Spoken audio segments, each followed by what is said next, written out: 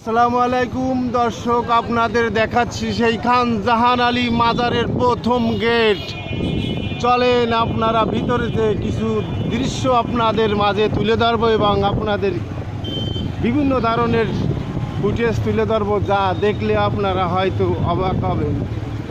বাবা খান জাহান তুমি জানেরি জান, বাবা খান জাহান তুমি জানেরি জান, এসেছি তোমার দরবারে, এসেছি তোমার দরবারে, তুমি আমাদের নৈরাশ করো না। হে আল্লাহু আল্লাহ, আল্লাহু আল্লাহ, হে আল্লাহু আল্লাহ, আল্লাহু আল্লাহ। খান জাহান আলী দিঘির মাজার যে প্রথম যে গেট, সেই গেটটা আপনাদের কাছে দেখালাম। এবার আপনার পুকুর পাড়ে যে মেইন গেট বা লোকেশন যেটাই বলেন, সেই মাজারের যে মূল যে স্থান, সেই স্থানের সেই গেট আপনাদের মাঝে এবার দেখাবো। এই প্রধান গেট, এর ভিতরে যাওয়ার পরে আপনি দেখতে পারবেন খান জাহান আলী মাজার। তার মাজারে অনেক লোকই আসে, অনেকই ভক্ত আছে, মনে প্রাণে যারা ভালোবাসে তারাই ছুটে আসে এই জায়গায়। অনেক মানুষ মানত করে, অনেকে কুবিরের জন্য আপনার পুরো মানত করে, পশু পাখি বিভিন্ন রকম খাওয়ায় আপনার কুমিরের জন্য।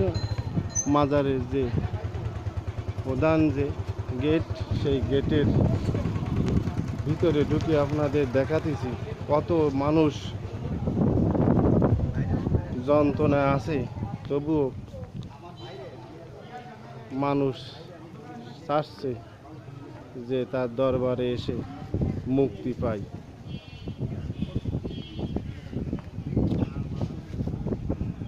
দোয়া করি যে সমস্ত লোক অসুস্থ আছে তাদেরকে আল্লাহ তাআলা মুক্ত করুক, এবং যে সমস্ত লোক তার মনের আবেগে এসেছে তাদেরকে আল্লাহ তাআলা মাফ করুক। মানুষ আসলে যে কোনো সময় যদি বিপদে পড়ে যায়, তা মানুষ অনেক সময় সে যে কী করবে তা বুঝেই উঠে, খুব কঠিন ব্যাপার।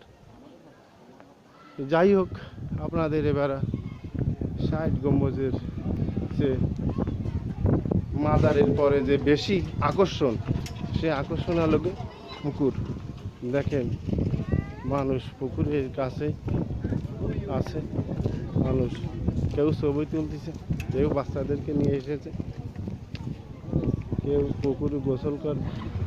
এরা নিয়ে একটাই ভাব, মানুষ অনেকেই আছে যে এই পুকুরে গোসল করে তার মনের আবেগ মিটানোর জন্য। দেখা গেল বাড়িতে নিয়াত করে এসেছে যে আমি 2 বা 3টে ডুব দেব।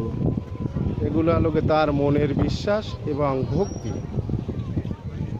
সাইডে দেখতে পাচ্ছেন বিকেলবেলায় ছেলে মেয়ে নিয়ে বিভিন্ন ধরনের লোকজন এসেছে। আমার এক ভাই পুকুরের কাছাকাছি চলে গেছে, রাকিব ভাই, পয়লা বাজারের বড় খাবারের দোকান। অনেক ছেলে মেয়ে ছবি তোলার জন্য ব্যস্ত আছে, অনেক লোকের সমাগম। আপনি যদি আসেন তাহলে দেখতে পারবেন যে কতটাই মানুষ এই জায়গায় তার মনের আবেগে এসেছে, মনের খুশিতে এসেছে, ভালোবাসে। এই যে রাকিব ভাই, আমার মনে হয় তো রাকিব ভাই উজুই করবে, আমার মনে সেরামটাই মনে হচ্ছে। রাকিব ভাই, রাকিব ভাই আপনি কি উজু করবেন? জি উজু করবো, তা এখানে সরাই পারলাম না, তা আমরা উজুনায় যাওয়ার জন্য চেষ্টা করি। ঠিক আছে, যাই হোক, হয়তো শ্যাওলার কারণে রাকিব ভাই উজু করতে পারলো না এই জায়গায়। পাশে কিছুটা সরে হলেও রাকিব ভাই উজু করার জন্য চেষ্টা করতেছে। রাকিব ভাইয়ের ভাইপো কাছাকাছি আছে, এসে দিয়েছে রাকিব ভাইয়ের ভাই, এই ভাইপো। যাই হোক, রাকিব ভাই উজু করতেছে, দেখেন এই আলোকে সেই খানজাহান আলী দিঘির যে 360 বিঘে এরিয়া, যে পুকুরের সে আয়তন, আসলে কি বলেছেন আমি দেখাবো। আমি তেমন কোনো বড় ব্লগ ভিডিও করা লোক না, কিন্তু আমি আপনাদের চেষ্টা করি দেখানোর জন্য। আমার ফোনেই সবসময় আমি ভিডিও ফুটেজগুলো তুলি এবং আপনাদের দেখানোর জন্য চেষ্টা করি। ভিডিওগুলো দেখে লাইকও করতে পারেন, কমেন্টও করতে পারেন, আবার নাও করতে পারেন, সেটা আপনার ব্যক্তিগত ব্যাপার। রাকিব ভাই উজু বানানো হয়ে গেছে, খুব ভালো লাগলো। যাক, মিষ্টি পানি তো অতিরিক্ত, মিষ্টি পানি, হ্যাঁ খুব মিষ্টি পানি। শুক্রবারে মাঝে দেখছিলাম খুবই রাইছিল এই হ্যাঁ জায়গায়। যাই হোক, এই ফুটেজে, হ্যাঁ এই জায়গায় ছিল। হ্যাঁ যাই হোক, খুব ভালো লাগলো এসে আপনারা। ইনশাআল্লাহ। হ্যাঁ যাই হোক, ধন্যবাদ আপনাকে, অসংখ্য ধন্যবাদ। যাই হোক, আমরা সবাই আসে, মন যখন খারাপ থাকে মানুষের, তখনই এই জায়গায় আসে বেড়ায়। হ্যাঁ যাই হোক, সুন্দর একটা কথা বলেছেন।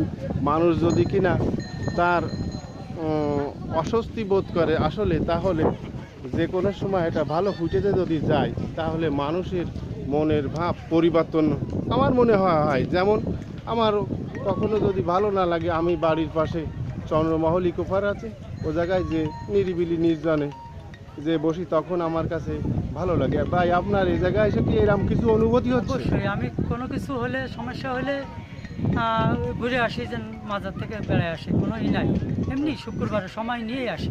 যাক, অসংখ্য ধন্যবাদ আপনাকে, যে আপনার কথাগুলো শুনে বা বুঝে আমার হৃদয়টা জুড়িয়ে গেল। ভালো থাকুন, সুস্থ থাকুন, সবাইকে আল্লাহ হাফেজ।